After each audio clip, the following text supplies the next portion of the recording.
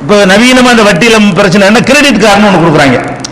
Credit கார்டுன்னு சொல்லி என்ன செய்யறான், கடன் அட்டை அப்படிங்கிற மாதிரி ஒரு அட்டையை தர்றாங்க. இந்த கடன் அட்டையை பொறுத்த வரைக்கும் என்னன்னு கேட்டா, மேலோட்டமா பார்த்தோம்னு சொன்னா அதுல ஒரு தவறு இல்லாத மாதிரி தான் இருக்கும். எப்படி தவறு இல்லை, நீங்க வந்து அந்த அட்டையை வச்சு என்ன செய்யலாம், ஜாமான எங்கேயும் வாங்கலாம், கையில காசு கொண்டு போக வேண்டியது இல்லை. ஒரு ஏசி வாங்கணுமா, ஒரு கடைக்கு போறீங்களா, ஒரு டிவி வாங்கணுமா, அங்க போறீங்க கடைக்கு ஒரு மிக்சி வாங்கணுமா, கிரைண்டர் வாங்கணுமா, அந்த கடையில போய் என்ன செய்யலாம், அதை வாங்கிட்டு இந்த கிரெடிட் கார்டை கொடுத்தோன்னு என்ன செய்வான், உங்க அக்கௌண்ட்ல அதை வந்து ஏற்றி விட்டுருவான் இல்லையா. அவன் பேங்க்காரவனுக்கு பணம் கொடுத்துருவான், நீங்க பணம் கொடுக்க வேண்டியது இல்லை. ஆனா நீங்க பேங்க் என்ன செய்யலாம்னு கேட்டா, 45 நாளைக்கு உள்ள ஒவ்வொருத்தரும் ஒரு டைம் வச்சிருப்பாங்க. சிலவங்க 45 நாள் வச்சிருப்பான், சில பேர் 1 மாசம் வச்சிருப்பான், சில பேர் 2 மாசம் வச்சிருப்பான். அது அவங்க இஷ்டத்துக்கு நிர்ணயிப்பாங்க, கூட்டுவாங்க குறைக்கும், அது வேண்டியதில்லை. ஏதோ டைம் நம்ம 45 நாள் பேசி வச்சுக்கிறோமே, 45 நாளைக்குள்ள பேங்க்ல நீ பணத்தை செலுத்திட்டேன்னு சொன்னா அதுல வந்து உனக்கு வட்டி போட மாட்டோம். 10,000 ரூபாய்க்கு ஒரு பொருளை வாங்கியிருக்கோம், டிவி வாங்கியிருக்கோம்னு வைங்களேன், அந்த 10,000 ரூபாய் நம்ம அவன்கிட்ட கட்ட வேண்டியதில்லை, கடைக்கு கிரெடிட் கார்டை காட்டினோன்னு நம்ம கணக்குல வர வச்சுருவோம், பேங்க் கொடுத்துருவான். நம்ம போய் அந்த பேங்க்ல போய் அந்த 10,000 ரூபாய் நம்ம கொடுத்துடணும். எவ்வளவு நாள் கொடுத்துடணும், 45 நாளைக்குள்ள கொடுத்துட்டோம்னு சொன்னா 10,000 கொடுத்தா போதும். நீ வாங்கின சாமான் 10,000, பேங்க் கொடுக்கறது 10,000, 45 நாளைக்கு மேல போச்சுன்னு சொன்னா அந்த 10,000 வட்டி போட்டுருவான். அப்ப நீங்க இப்ப என்ன எல்லாரும் சொல்றாங்கன்னா, நம்ம இந்த கிரெடிட் கார்டை வாங்கி வச்சுக்கிட்டு 45 நாளைக்குள்ள முடிச்சிட்டோம்னா, வட்டி தானே வாங்கக்கூடாது, 45 நாளைக்குள்ளே நம்ம என்ன செஞ்சிடலாம், அதை வந்து முடிச்சிடலாமே, வட்டி இல்லாத முறையில் பண்ணிக்கலாமே அப்படின்னு பார்க்கும் பொழுது இது கரெக்ட் தான். இது சரிதானே. பேரு கிரெடிட் கார்டு, கடன் அட்டை என்ன வச்சிருக்கான், வட்டி அட்டை 100 அவனே போடல, அவனே என்ன பண்ணிருக்கான், இன்ட்ரெஸ்ட் கார்டு போட்டிருக்கான், அவனே கிரெடிட் கார்டுன்னு போட்டிருக்கான். சரி, வட்டி கடன் அட்டை, கடனை தர்றாங்க இப்படின்னு வச்சுக்கலாம். அது என்ன ஒரு குழப்பம் வருதுன்னு கேட்டா, அந்த அட்டை வாங்குறதுக்கு விதிமுறை வச்சிருக்கான். அது குழப்பம் எங்க வருது, இதுல பார்த்தா ஒண்ணுமே தப்பு இல்லை. இப்படி பார்த்தீங்கன்னு சொன்னா என்ன, இதுல என்ன குழப்பம் இருக்கு, நம்ம ரூபாய் கடையில ஜாமான வாங்குறோம், அவன் என்ன ரேட்டு சொல்றானோ அந்த ரேட்டை கொண்டு பேங்க்ல கொடுக்கறது போல பேங்க்ல கொடுக்க போறோம். நமக்கு ஒரு சின்ன அவகாசம் கிடைக்கிறது, உடனே கொடுக்கறதுக்கு பதிலாக ஒரு 45 நாள் மூச்சு விடுறது என்ன செய்ய, நமக்கு ஒரு அவகாசம் கிடைக்குது. அப்படிங்கிற வகையில அது நான் சலுகை பயன்படுத்திட்டு போக வேண்டியது, அது கரெக்ட் தான். இந்த வகையில் எல்லாம் கரெக்டா தான் இருக்கிறது. ஆனா என்ன பண்றாங்கன்னு கேட்டா, அதுல வந்து அக்ரிமெண்ட்ல சைன் வாங்குறான். நம்மள்ட்ட என்ன சைன் வாங்குறான், 45 நாளைக்குள்ள செலுத்தாவிட்டால் நீங்க போடக்கூடிய வட்டிக்கு போடக்கூடிய வட்டி, அதுக்கு அபராதம் எல்லாத்தையும் நான் செலுத்த சம்மதிக்கிறேன் அப்படிங்கிறான். அதாங்கதான் மேட்ரு. வட்டி செலுத்த ரெடியா இருக்கிறீங்க, கொள்கை அளவுல வட்டி செலுத்த ரெடின்னு ஒத்துக்கிறீங்கல்ல, கொள்கை அளவுல நான் வட்டி கட்ட ரெடியா இருக்கிறேன், அந்த ஷரத்து இல்லைன்னா நீங்க வாங்கிட்டு போயிடலாம். அந்த ஷரத்து உங்களை அக்ரிமெண்ட் கையெழுத்து வாங்காம இருந்தான்னு சொன்னா, சில நிறுவனங்கள்ல வாங்காம கொடுக்குற மாதிரி அட்டை இருந்துச்சுன்னு சொன்னா என்ன செஞ்சுக்கலாம், நீங்க வாங்கிக்கலாம். ஆனால் என்ன போட்டிருக்கான், நான் பார்த்த வரைக்கும் சில நிறுவனங்கள்ல வந்து அதை ஒரு விதிமுறையாக ஆக்கி, நான் வட்டி கட்ட தயார், நான் வட்டி கட்ட ஒத்துக்கிறேன் அப்படின்னு சொல்லும் பொழுது வட்டி வாங்கின குற்றம் வராது உங்களுக்கு. இப்பவும் சொல்றேன், கிரெடிட் கார்டை வாங்கி வட்டி செலுத்தாமல் நீங்க அதை சம்பாதிச்சு வாங்கிட்டு இருந்தீங்கன்னா ஹராம் ஒண்ணு நீங்க செய்யல, ஹராமான வருவாய் வரல உங்களுக்கு, அதுல எந்த விதமான தப்பும் இல்லை. அதாவது ஒரு தவறை வந்து ஏற்றுக்கொண்டீர்கள் குற்றம் வரும், வட்டி குற்றம் நல்லா வாங்கிக்கிறேன். அதனால நீங்க கிரெடிட் கார்டு யூஸ் பண்ணி அந்த அக்ரிமெண்ட்ல சைன் பண்ணதுனால அதுக்கு பிறகு வட்டி இல்லாத வகையில் டயத்துக்கு செலுத்தி கொண்டு வந்தீர்களே, ஆனால் நீங்க வட்டி வாங்கவும் இல்லை, வட்டி கொடுக்கவும் இல்லை, அதுல எந்த குற்றமும் வராது. என்ன குற்றம் வரும், இதை மட்டும் எல்லாம் கேட்பான், ஏண்டா வட்டி ஹராம் ஆக்கி இருக்கிறேன்னு செய்ய தயார்னு எழுதி கொடுத்தீங்க, ஏன் எழுதி கொடுத்து தடுத்து தட்டுவான்ல, அது குற்றம் தான் அது. ஆனா வட்டி வாங்கின குற்றம் நல்லா வழங்கிருக்கு, வித்தியாசம் இருக்கு ரெண்டுக்குமே. அதுவும் குற்றம் தான், வட்டி வாங்கிட்டான்னு அவனை சொல்ல இயலாது, அவன் வாங்க மாட்டேங்கிறானே, இருக்கு நீ எழுதிட்டு போட, நான் தந்தா தானே, நான் தான் 1 மாசம் தந்துருவன்ல, நான் தான் 20 நாள் எப்படி கொடுத்துருவன்ல, 44வது நாள்ல கொண்டு அடிச்சிருவன்ல வட்டி தரக்கூடாதுன்னு அப்படி நினைச்சுக்கிட்டு நம்ம போட்டோம்னு சொன்னா அந்த அதை ஒத்துக்கிட்டோம்ல மனசால, அந்த பாவம் செய்யணும். அந்த அது இவ்வளவு பெரிய பாவத்துல வராது, நிரந்தர நரகத்துல போறது அந்த மாதிரி விஷயங்கள்ல வராது. வட்டி வாங்கி தின்றோம், வட்டியை கொடுத்தோங்கிறதுலையும் வராது.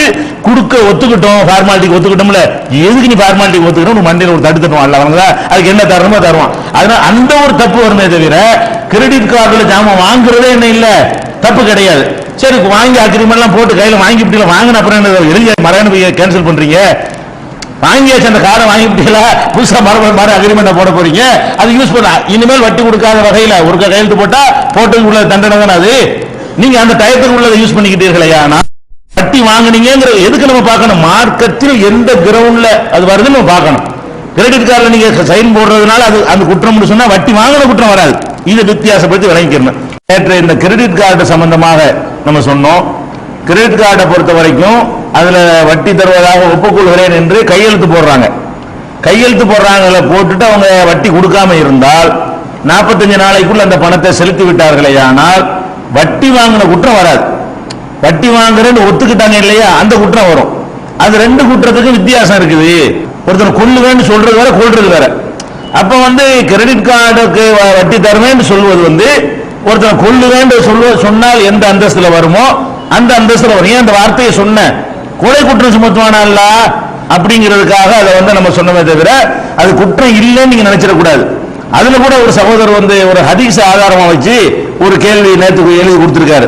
என்ன கேட்கிறாருன்னு கேட்டா, ஒரு மனிதன் நல்ல காரியத்தை செய்ய நாடி அதை செஞ்சுட்டா 10 நன்மை, நல்ல காரியத்தை நாடி அதை செய்யாம இருந்தா ஒரு நன்மை, கெட்ட காரியத்தை நாடி அதை செய்யாம விட்டுட்டாருன்னு சொன்னா அதுக்கு ஒரு நன்மை, கெட்ட காரியத்தை செஞ்சுட்டாருன்னு சொன்னா அவருக்கு ஒரு தீமை எழுதப்படும் அப்படின்னு 4 ரசூல் ஸல்லல்லாஹு அலைஹி வஸல்லம் பிரிக்கிறாங்க.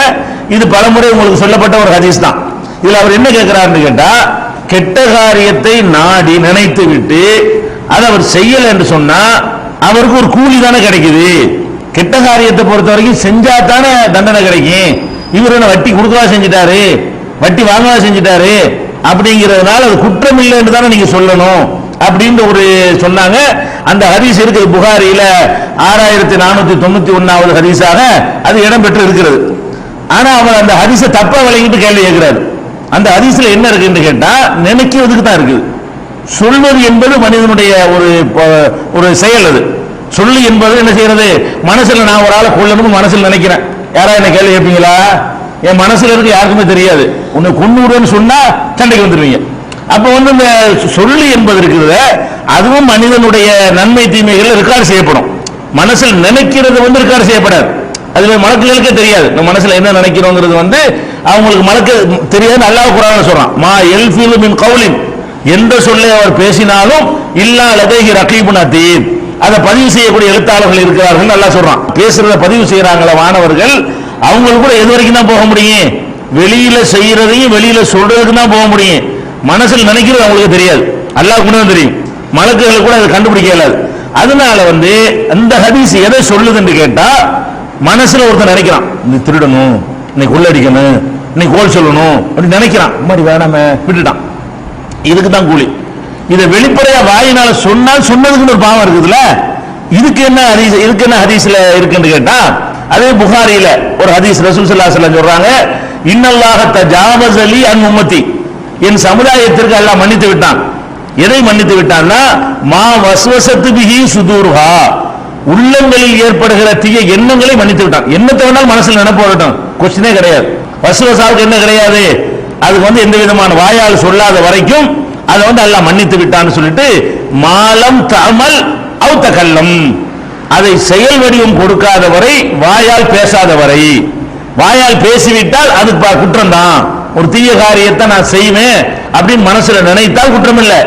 தீய காரியத்தை செய்வேன் சொல்லிவிட்டால், ஏன் சொன்னேங்கிற குற்றம் வரும், ஏன் செஞ்சேன்னு குற்றம் வராது.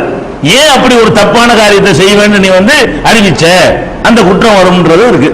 பேசுறதும் எழுத்துறதும் மார்க்கத்தில் ஒண்ணுதான்.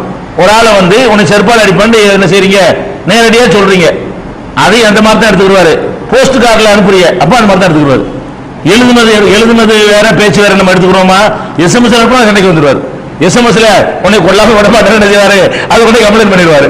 நேர சொன்னால், வாயினால சொன்னால் எந்த அர்த்தமோ அதே அர்த்தம் தான் எதுக்கு உண்டு, எழுத்துக்கு உண்டு. சில நேரத்தில் எழுத்துக்கு வெயிட் கூட கூட வந்துடும். வாயினால சொன்னா அப்படி சொல்லவே மறுத்துடலாம், எழுத்து மறுக்க இயலாது. எழுத்தான் கொஞ்சம் உறுதியானது. அவ பேசுவதற்கு சொன்னது எதுக்கு பொருந்து, எழுத்துக்கும் பொருந்தும். அதனால வட்டிக்கு நான் ஒத்துக்கிறேன், நீ எழுதுனது குற்றம் தான். அது மனசுல நினைச்சாருன்ற அளவுக்கு எடுத்துக்கொள்ள இயலாது. அதே நேரத்தில் அது என்னன்னு புரிஞ்சுக்கிற கூடாது, நம்ம வட்டியை தான் பேசிட்டு இருக்கிறோம். பொருளாதார அடிப்படையில் உள்ள மேற்ற பேசுறதுனால அந்த பொருளாதாரம் ஹராமா, அது ஹராம் இல்லை. அதன் அடிப்படையில் அவர் வாங்குற சாமான் ஹராமா, கிரெடிட் கார்டை பயன்படுத்தி அந்த ஜாமான வாங்கினால் நீ எப்படி வட்டிக்கு வாங்கினா நல்லா கேட்க மாட்டான். எப்ப கேட்பான், அந்த 45 நாளைக்கு பிறகு ஒரு பணத்தை கட்டினாரே தான், வட்டி கொடுத்தாரே தான், நீ ஏன் வட்டி கொடுத்த நல்லா கேட்பான். அந்த ஹராம் பொருளியல்ங்கிற அந்த வட்டத்தில் வருமானம் வராது.